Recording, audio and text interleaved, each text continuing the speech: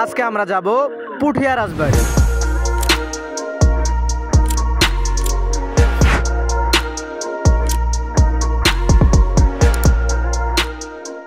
Hello বন্ধুরা, কি অবস্থা? সবাই কেমন আছো? আমি রাস্তার মাঝখানে দাঁড়িয়ে তোমাদের জন্য ভিডিও বানাইতেছি। আর আমরা আজকে যাব পুঠিয়া রাজবাড়ি, যেটা তোমরা প্রথমেই দেখেছো।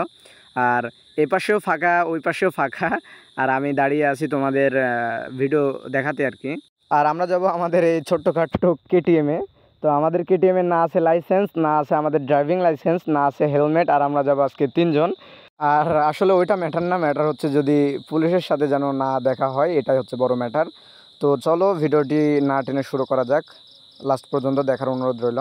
আর রাস্তার ভিডিওগুলো দেখাতে পারলাম না, সেগুলো শর্ট আকারে ছিল। আর আমরা সর্বপ্রথমে চলে এলাম পুঠিয়া রাজবাড়ির সেই গোবিন্দ মন্দির, যেটার কথা না বললেই নয়।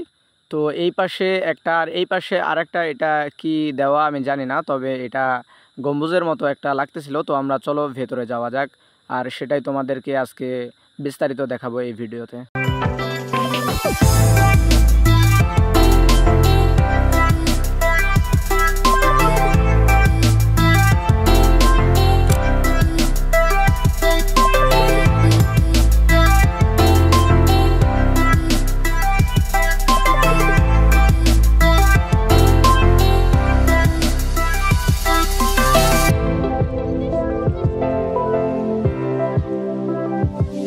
তো বন্ধুরা, আমরা উপরের দিকে উঠে এলাম এবং তোমাদেরকে নিয়ে আমি ওই দিকে যাচ্ছি। আর এখানে দেখতেই পাচ্ছ তোমরা, এটা খুবই সুন্দর।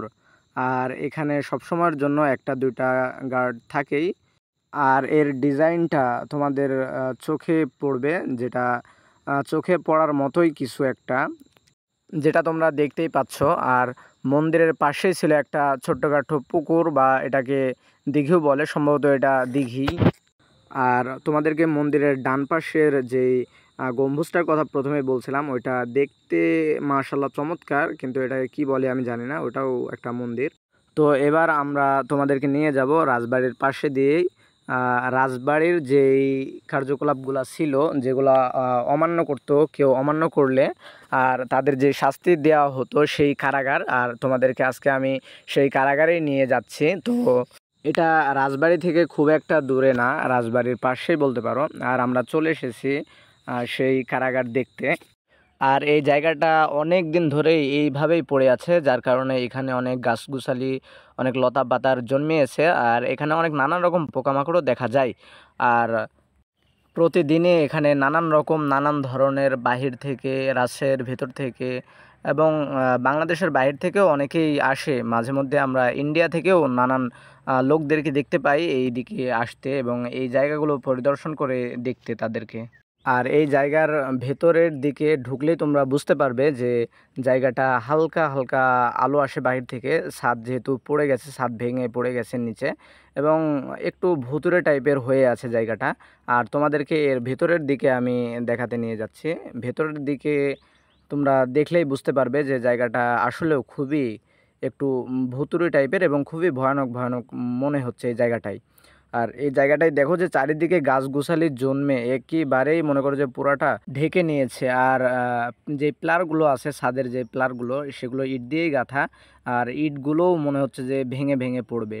আর এই পাশের এই লতারগুলো ছাদ থেকে নেমে এসেছে, যেটা তোমরা দেখতেই পাচ্ছ। আর তোমাদেরকে আজকে আমি এই কারাগারের ছাদের ওপরে নিয়ে যাব, যেটা কেউই এর আগে তোমাদেরকে নিয়ে যায়নি এবং কেউই দেখাতে পারেনি। এই গুপ্ত রাস্তা যারা এখানে সচরাচর আসে, কিংবা যারা ঘোরাফেরা করে এদিকে, তারাই বলতে পারবে যে এই পাশ দিয়ে একটু সাইডে ছাদের ওপরে যাওয়ার রাস্তা আছে। তো তোমাদেরকে আমি আজকে সেখানে নিয়ে যাচ্ছি।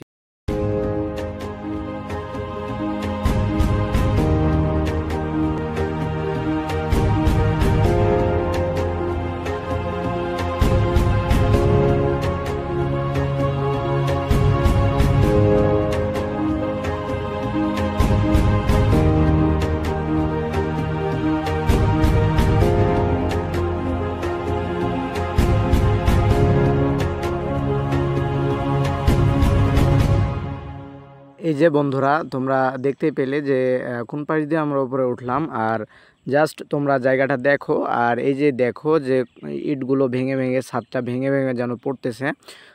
তোমরা হয়তো আসলে তোমাদেরকে উঠতে দিতেও পারে, নাও দিতে পারে, সেটা বলতে পারলাম না। তবে না ওঠাই আমার পক্ষে বেটার, যে তোমরা যদি উঠো তাহলে এটা ভেঙে যেতে পারে কিংবা ভেঙে যাওয়ার সম্ভাবনা আছে।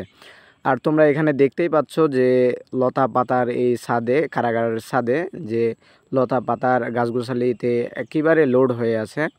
আর এই সাইডে আমরা একটু ঘোরাফেরা করলাম, তো দেখতেই পাচ্ছ।